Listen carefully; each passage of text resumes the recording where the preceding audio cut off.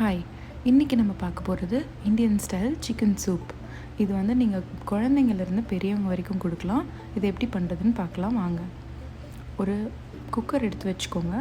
அதில் கொஞ்சமாக நல்லெண்ணெய் சேர்த்துக்கோங்க. குக்கர் சூடான உடனே அதில் பட்டை லவங்கம் சேர்த்துக்கலாம். ஸோ இன்றைக்கி நான் 1 இன்ச் பட்டை, 3 லவங்கம், 1 பே லீஃப் சேர்த்துருக்கேன். ஸோ இது கொஞ்சம் ஃப்ரை ஆன உடனே இதில் நம்ம வந்து ஆனியன் சேர்த்துக்கலாம். ஸோ நான் இங்கே வந்து ஒரு பெரிய ஆனியன் ஸ்லைஸ் பண்ணி வச்சுருக்கேன்.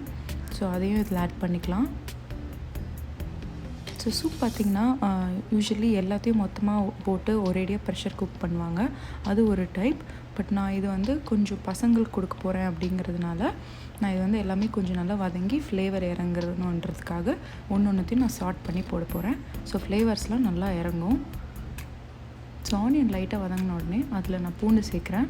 இங்கே நான் ஒரு 5 பல் பூண்டு தட்டி போடுறேன். ஸோ இந்த சூப் வந்து நீங்கள் வந்து ஒரு குழந்தைங்களுக்கு உடம்பு சரியில்லாதப்போ இல்லை ஃபீவராக இருக்கும் போதோ இல்லைனா ஜென்ரலாகவே அவங்களுக்கு வந்து ஒரு நல்ல இம்யூனிட்டி பூஸ்ட்டுக்காக நீங்கள் இந்த சூப் செஞ்சு கொடுக்கலாம். ஸோ நான் இதில் வந்து ஒரு பச்சை மிளகாவும் சேர்த்துருக்கேன். நான் சீடெல்லாம் எடுத்துகிட்டு வெறும் பச்சை மிளகா தான் போட்டிருக்கேன். ஸோ காரம் கம்மியாக இருக்கும். நீங்கள் இப்போ காரமே வேண்டான்னா இந்த பச்சை மிளகா எடுத்துடலாம். பட் இந்த மாதிரி நீங்கள் சீடு எடுத்து போட்டிங்கன்னா அவ்வளோவா காரம் இருக்காது இதில். ஆனால் ஒரு நல்ல ஃப்ளேவர் கொடுக்கும். நெக்ஸ்ட்டு வந்து இதில் நம்ம 1 ஸ்பூன் இஞ்சி பூண்டு பேஸ்ட் ஆட் பண்ணிக்கலாம். அதையும் நல்லா வதக்கிக்கோங்க. பச்சை வாசனை போகிற வரைக்கும் நம்ம வதக்கிக்கலாம். ஸோ இஞ்சி பூண்டு வதங்கின உடனே இங்கே வந்து நான் இப்போ சிக்கன் ஆட் பண்ணுறேன். ஸோ உங்கள்கிட்ட வந்து போன் உள்ள சிக்கன் இருந்ததுன்னா கண்டிப்பாக நீங்கள் அதை ஆட் பண்ணுங்கள். அதுதான் நல்ல ஸ்ட்ரென்த் அண்ட் ஃப்ளேவர் கொடுக்கும். பட் என்கிட்ட இன்றைக்கி போன்லெஸ் சிக்கன் தான் இருந்துச்சு. அதனால் இங்கே வந்து நான் boneless and skinless chicken breast pieces add பண்ணியிருக்கேன். குழந்தைங்களுக்கு கொடுக்குறதுனால நான் வந்து குட்டி குட்டியாக அதை கட் பண்ணி போட்டிருக்கேன். ஸோ உங்கள்கிட்ட போன் இருக்கிற சிக்கன் இருந்துச்சுன்னா அதை போட்டு நல்லா சாட் பண்ணிக்கோங்க. ஸோ லைட்டாக சிக்கன்லேருந்து தண்ணி விட ஆரம்பிச்சிட்ட உடனே நம்ம நெக்ஸ்ட்டு காயெல்லாம் ஆட் பண்ணிக்கலாம்.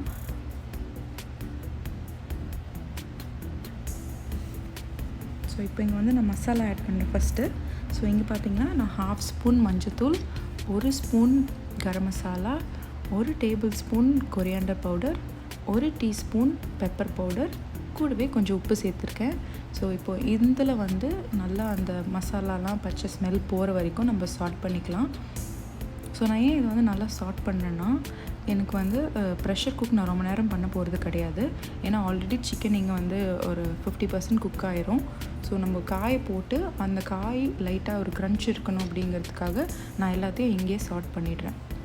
ஸோ இப்போ நான் இதில் வந்து ஒரு பெரிய தக்காளி, அப்புறம் ஒரு ஸ்டாக் ஆஃப் செலரி ஆட் பண்ணியிருக்கேன். செலரி ரொம்பவே நல்லது. ஸோ இது வந்து சூப்பில் போட்டிங்கன்னா ஒரு நல்ல ஃப்ளேவரும் கொடுக்கும். ஸோ நெக்ஸ்ட்டு நம்ம வந்து ஒரு பெரிய கேரட்டும் ஒரு 100 கிராம்ஸ் பீன்ஸ் ஆட் பண்ணியிருக்கேன். ஸோ அதையும் போட்டு நம்ம ஒரு மிக்ஸ் பண்ணிக்கலாம். இதை ரொம்ப வதக்கணும்னு அவசியம் இல்லை. இதை நம்ம ப்ரெஷர் குக் பண்ணுறதுலேயே காயெல்லாம் வெந்துடும்.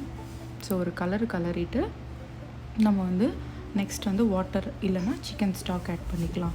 ஸோ நீங்கள் போன் இருக்கிற சிக்கன் வச்சு நீங்கள் சூப் பண்ணிங்கன்னா நீங்கள் வந்து வாட்டர் ஆட் பண்ணால் போதும். இன்றைக்கி நான் போன்லெஸ் ஆட் பண்ணியிருக்கிறதுனால நான் இங்கே வந்து சிக்கன் ப்ராத் ஆட் பண்ணுறேன். ஸோ இதில் வந்து ஒரு 3லேருந்து 4 கப் நீங்கள் வந்து water or chicken stock use பண்ணிக்கலாம்.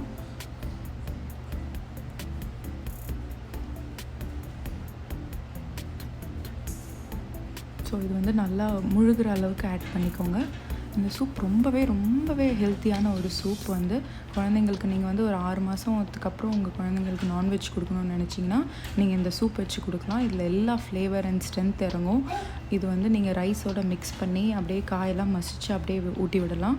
பெரிய குழந்தைங்களாக இருந்தாங்கன்னா அவங்களுக்கு நீங்கள் ஒரு நூடுல்ஸ்லேயோ இல்லை ஒயிட் ரைஸ்லேயோ இந்த சூப் போட்டு கொடுக்கலாம். இந்த சூப் வந்து குழந்தைங்களுக்கு ஃபீவர் இருக்கும் போதோ இல்லை வந்து சளி பிடிச்சிருக்கும் போதோ நீங்கள் அவங்களுக்கு இதை செஞ்சு கொடுக்கலாம். ஸோ இப்போ இதில் வந்து நான் கொத்தமல்லி நல்ல பொடியாக நறுக்கி வச்சுருக்கேன். தண்டோடவே ஆட் பண்ணிக்கோங்க, நல்ல ஃப்ளேவர் கொடுக்கும்.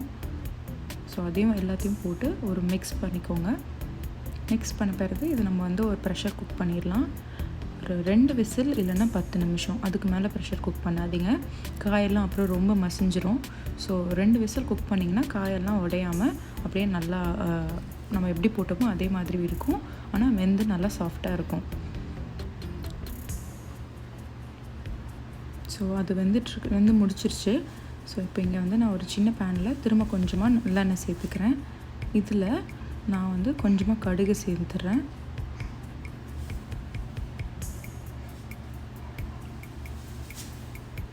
கடுகு சேர்த்துட்டு கடுகு பொரிஞ்ச உடனே இதில் வந்து ஒரு ஸ்பூன் ஜீரகம்,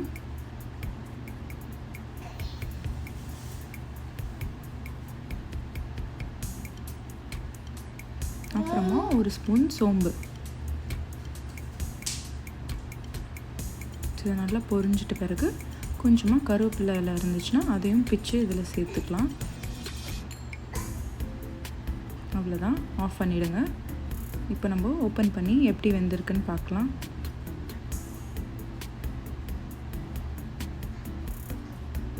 பாருங்கள், நல்லா வெந்து அந்த ஃபேட் அண்ட் ஆயிலெலாம் நல்லா மேலே வந்திருக்கு.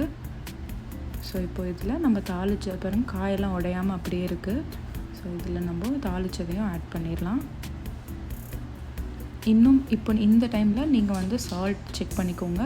தேவைப்பட்டுச்சுன்னா இன்னும் கூட நீங்கள் க்ரஷ்ட் பெப்பர் காரத்துக்கு சேர்த்துக்கலாம், பெரியவங்க சாப்பிட்றதா இருந்தால். இது ரொம்பவே ஹெல்த்தியான ஒரு சூப்புங்க. நீங்கள் வந்து குழந்தைங்களுக்கு ஃபீவர் இருக்கும் போதோ இல்லை சளி பிடிச்சிருக்கும் போதோ இல்லைனா தொண்டை காஃப் இருக்கும் போதோ நீங்கள் செஞ்சு கொடுக்கலாம். இதில் அவ்வளோ வைட்டமின்ஸ் இருக்குது அண்டு ஒரு நல்ல இம்யூனிட்டி பூஸ்ட் பண்ணுறதுக்கான ஒரு எல்லாமே இருக்குது. ஹை ப்ரோட்டீனும் கூட. ஸோ இந்த சூப்பை நீங்கள் கண்டிப்பாக செஞ்சு பாருங்கள். செஞ்சு பார்த்துட்டு எனக்கு எப்படி இருக்குன்னு கமெண்ட்ஸில் சொல்லுங்கள்.